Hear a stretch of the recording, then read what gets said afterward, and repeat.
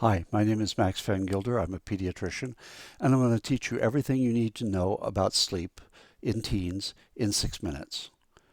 Now, all of us have experienced sleep, but it's not really until the last 20 or 30 years that scientists have studied sleep and we now know a lot about what sleep really is.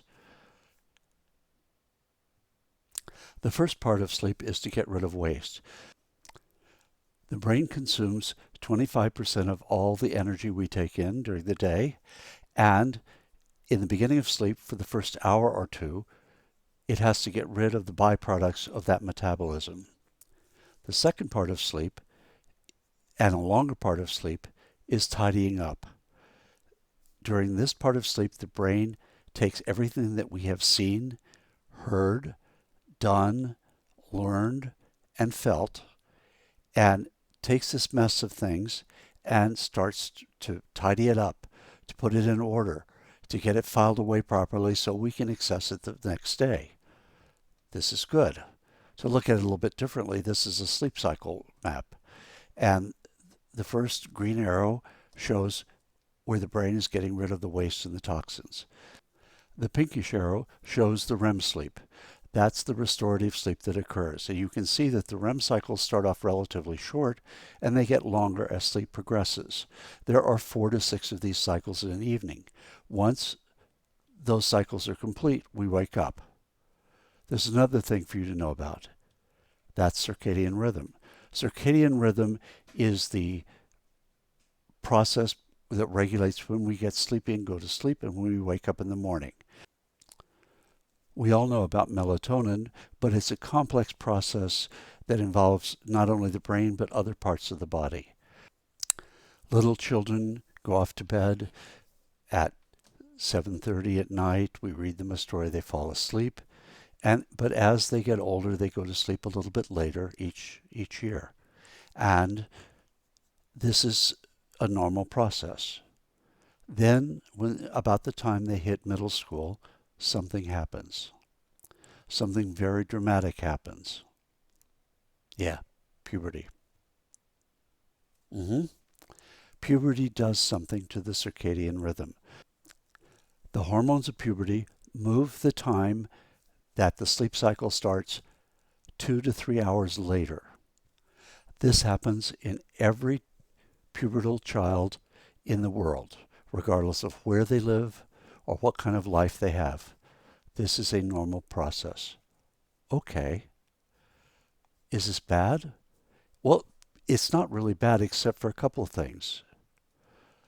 The kids are going to bed 2 hours later, and we do something to them. When they start high school, we start high school an hour to an hour and a half earlier than they were going to school before. So they are going to bed 2 to 3 hours later, and they are getting up an hour to an hour and a half earlier. What that does to the REM cycle you can see in the shaded area. It interrupts it. It doesn't get completed. So the tidying up that was occurring gets interrupted. What was learned may not get filed away. Emotions may not be properly handled. Lots of things that should be done aren't happening. And this has an effect. It's a serious effect. What kind of effects? Well, their attention and focus are impaired. Things they learn in school, they don't remember. In addition, their emotions are a mess. They can be quite volatile, they get anxious and depressed, and they have suicidal thinkings. Also, they do things on impulse. They take risks that they wouldn't do if they were better rested. That leads to problems. They also cope with it by taking substances. They take stimulants to stay awake. They take marijuana and other psychoactive substances to calm them down. This is a problem. Not only that, if they're athletic, they get injured. Students who have 6 hours of sleep a night have 3 times the injuries of kids who have 8 hours of sleep a night. Their reaction times are impaired, and their focus is impaired, and therefore they get injured. Not only that, they turn 16 and we get them a driver's license. And They are distractible and distracted, and the reaction times are slower, so they have accidents. One school district in Colorado started school later, and their student car accidents dropped by 2/3. All right, what can we do to get kids to go to bed earlier? Okay, there are things we can do. Get them off their devices, not have them take stimulants, whether it be in soda or in coffee or tea, and parent them. What does that do? Does it give us something? Yes, it gives us 30 minutes. That's it. They will go to, if we do all these things, they will go to sleep 30 minutes earlier. The rest is our fault. So what have we learned?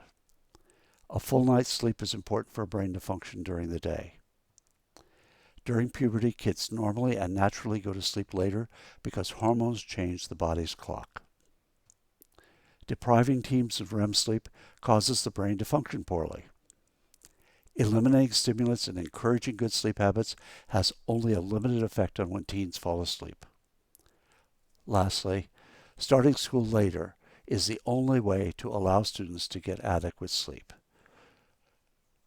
Those of us that start school later would be most happy to work with you to see if we could make that happen in a way that works for everyone. Thank you.